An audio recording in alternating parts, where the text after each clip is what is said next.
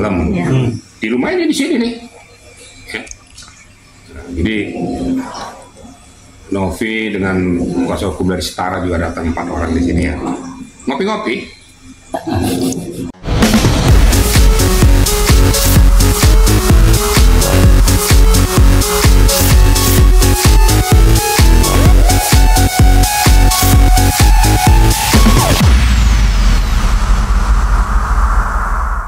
Assalamualaikum warahmatullahi wabarakatuh.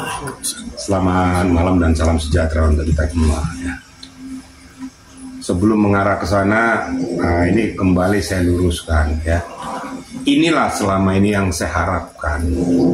Sebelum langkah-langkah diambil oleh orang-orang tertentu, apakah itu mengalihkan, apakah itu dipakai dan lain sebagainya itu, ini yang saya harapkan adalah ada ketetapan yang berkekuatan hukum tetap dari pengadilan. Nyatanya dilalui juga kan gitu. Nah, kalau seandainya nanti sudah berkekuatan hukum tetap, tidak ada lagi yang bisa membantah. Ini yang saya harapkan selama ini. Apapun keputusan daripada hakim nanti, sama-sama kita hormati. Kita kan tidak tahu nanti keputusannya apa nanti. Ternyata beberapa pihak sudah mengambil langkah-langkah di luar etika prosedur hukum. Ternyata hukum dilalui juga, sidang dilalui juga. Yang mendaftarkan itu para donatur, kan gitu. Untuk menggugat beberapa pihak, 3 pihak, baik itu pihak Agus, pihak Novinya maupun pihak Densunya. Di dalam perjalanannya sidang yang kedua, ya, itu ternyata pihak donatur tuh mencabut. Nah, tinggal esensi mencabut, dia punya gugatan untuk apa? Kemudian kenapa kalau gitu harus berpikir gitu, kenapa dia lakukan gugatan selama ini? Ini apakah dianggap nih pengadilan dagelan, habis digugat dicabut? Sementara orang sudah bersidang, hakim sudah siap untuk menyidangkan, untuk mencari kepastian hukum. Nah, ini yang saya harapkan kepada kita semua berpikir jernih. Jadi jangan dianggap hukum dagelan lah gitu kan. Nah, kalau seandainya toh uang sudah habis kan gitu. Nah, untuk apa digugat lagi? Nah, kalau seandainya pengobatan mata Agus ini habis, untuk apa digugat lagi? Apa ngomong gitu? Kan enggak juga. Nah, jadi saya menyayangkan kenapa harus dicabut gugat, biar aja berjalan terus. Walaupun dengan dicabutnya ini ya, tidak akan menghentikan peristiwa pengadilan, pasti ada keputusan. Dan jangan salahkan nanti karena ini sudah mengundurkan diri, keputusannya itu diambil hakim justru memihak kepada yang tetap hadir. Berarti kau nggak benar yang melakukan gugatan ini, main-main ya sudah, kami menangkan yang ini. Jangan salahkan juga hakimnya, nanti hakimnya dihujat lagi. Nah, kalau memang betul-betul fair, ayo bermain kita. Kenapa sampai dicabut itu? Ada hal apa di belakang dicabut? Tentu kan ada pembenarannya, ada hal-hal yang sangat mendasar. Tapi itu pun mereka lah yang tahu kan itu. Kita nggak boleh campur, nggak boleh masuk juga ke domain itu. Tapi faktanya sudah dicabut. Memang dipertanyakan, dulu kan udah pernah saya ngomong, kalaupun kuasa donatur, ingat loh ya, media masih ingat itu harus kuasa donatur mayoritas dan membubuhkan tanda tangan basah. Itu sah secara hukum, menguasakan. Nah, ada yang dikatakan bisa secara elektronik, nggak bisa. Kalau di sidang pengadilan nggak boleh. Ini kan masalah kan menguasakan langsung, harus tanda tangan basah. Tapi walaupun demikian, ya ternyata di sana tuh hanya 2 hadir yang mewakili kuasa. Ini sah nggak secara hukum? Batal nggak demi hukum? Gugur nggak kuasa yang diberikan tuh? Nah, nanti hakim yang menentukan, bukan kita ya. Kita nggak boleh berandai-andai, serahkan semuanya kepada hakim pengadilan. Nah, di dalam perjalanan itu semua, sudah kita nggak usah banyak berkomentar lagi, sudah cukup di situ aja, ya. Udah serahkan aja kepada keputusan nanti hakim pengadilan. Berarti bisa dibilang permintaan dia dalam waktu dekat untuk mencabut itu nggak bisa dikabulkan, ikuti dulu sampai persidangan terakhir gitu. Seharusnya kalau kita elajam berani mendalilkan, harus berani membuktikan. Jangan pada saat kita mendalilkan itu pas membuktikannya itu mundur. Ini yang enggak gentle juga gitu loh. Alasannya mundur apa? Berarti sebelum dia dulu mendaftarkan gugatan itu apa nggak difikirkan dampak-dampaknya? Harusnya dipikirkan dampak negatif dan positifnya. Loh, kenapa di tengah jalan sudah sidang kedua dia mencabut? Alasannya apa? Gitu loh.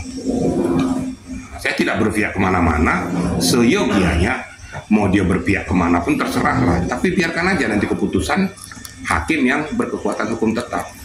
Nah, untuk itu ya sudahlah, kita ikuti aja sidang pengadilan. Alasannya kan dia bilang kalau uang itu kan sudah tidak ada ya, sudah disalurkan ke NTT. Terus yang kedua, tanda tangan basah itu tadi kan dia juga nunjukin, wawancara tadi nunjukin semuanya itu berkas banyak banget dan itu dari tanda tangan. Nah, kan itu perlu diuji. Saya bisa aja bikin berkas segini. Ada yang perlu diuji. Bener nggak tuh kuasa donatur? Fakta atau fiktif? Kan berkali-kali saya katakan kalau namanya tanda tangan itu kuasa donatur tanda tangan basah. Diberikan oleh seseorang kepada kuasa hukumnya untuk mewakili dia sebagai kliennya. Kan begitu. Nah, makanya dari dulu saya sudah ngomong sebelum ini terjadi, sebelum pemindahan, saya sudah ngomong tunggulah sidang pengadilan yang berkekuatan hukum tetap. Media saya rasa masih ingat ngomongan saya ini. Nah, ternyata setelah pengalihan ini habis uangnya, wah, ini nggak usah lagi sidang dilanjutkan. Kan tanda kutip dong. Saya rasa semua netizen pasti udah ngerti lah gitu kan. Ya kan, kenapa ya, lepaskan aja, biarkan aja. Dia kan menggugat 3 orang. Ya biar aja hakim nanti memutuskan. Itu yang saya harapkan selama ini. Saya tidak berpihak pada ini, saya tidak berpihak pada ini, saya berpihak pada kebenaran hukum. Ya. Mau apapun, kalau nanti diputuskan diambil oleh negara, is very good. Negara yang menentukan melalui Kemensos untuk dialihkan kemanapun, is very good. Itu sah. Berkekuatan hukum tetap, tidak ada yang boleh bantah.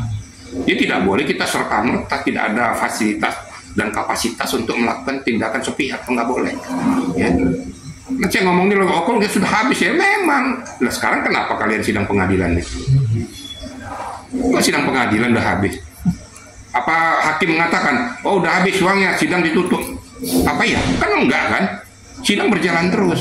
Makanya hormati hukum itu, hormati sidang pengadilan. Suka tidak suka terhadap keputusan hakim, itulah keputusan negara. Jadi kalau saya keputusan berpihak kemanapun, hormati bersama. Itu aja pesan saya. Jadi nggak usah lagi kita kasih apa, harusnya begini, harus begini, nggak usah lagi kita berpikir gitu. Udah serahkan aja, sidang sudah berjalan kok. Farhad mengatakan begini, ini mengatakan sudahlah, abaikan aja semua itu.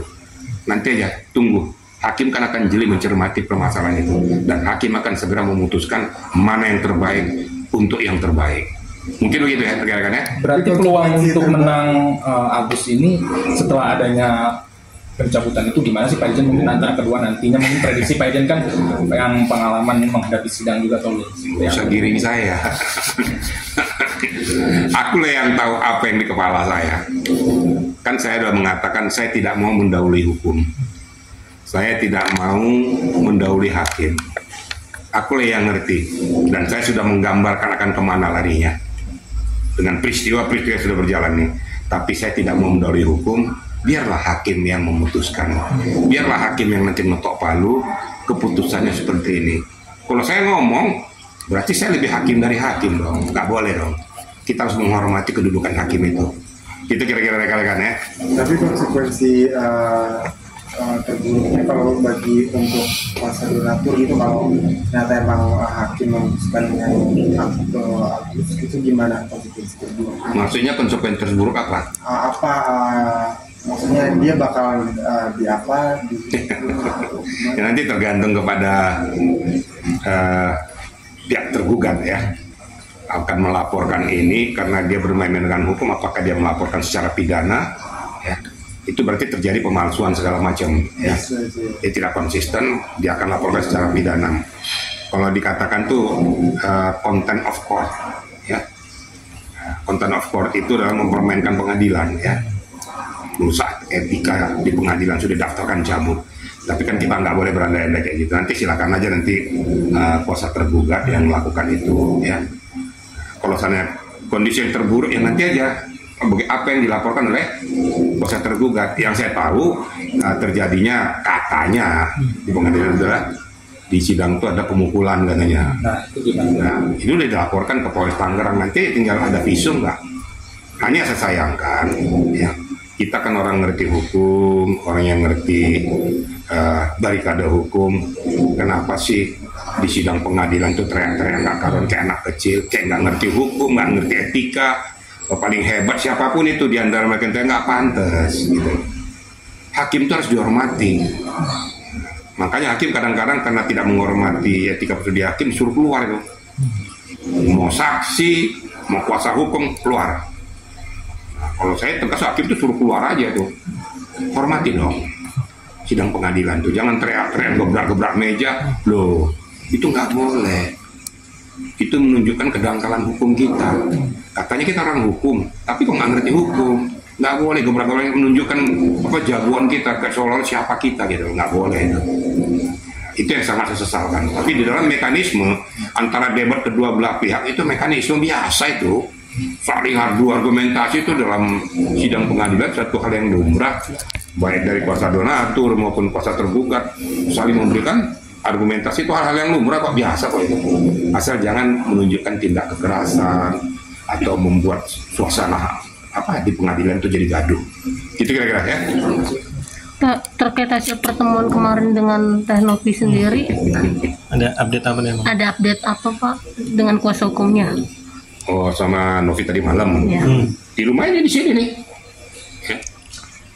Jadi Novi dengan kuasa hukum dari Setara juga datang 4 orang di sini ya. Ngopi-ngopi. Kan masa salah silaturahmi dengan saya? Nah, ini saya luruskan dulu ya. Jadi saya luruskan dulu bahwa saya ini sampai hingga detik ini adalah kuasa hukum Novi. Anda mengatakan mengundurkan diri, salah tuh yang ngomong itu. Makanya jangan asal-asalan jeblak aja gitu loh. Karena dia tidak mengikuti.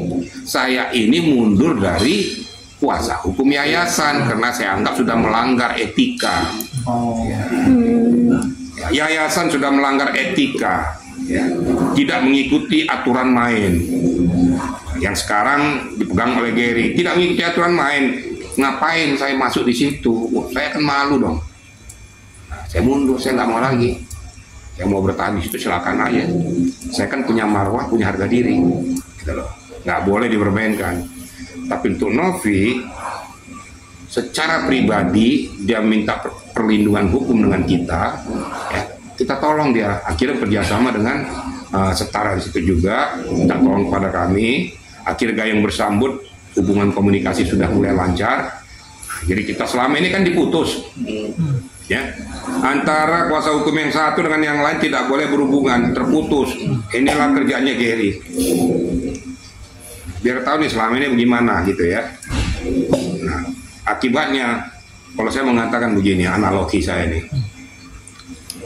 kok saya mungut orang, saya kasih makan, ya, saya kasih hidup, kasih pekerjaan, saya gaji, ternyata makan saya,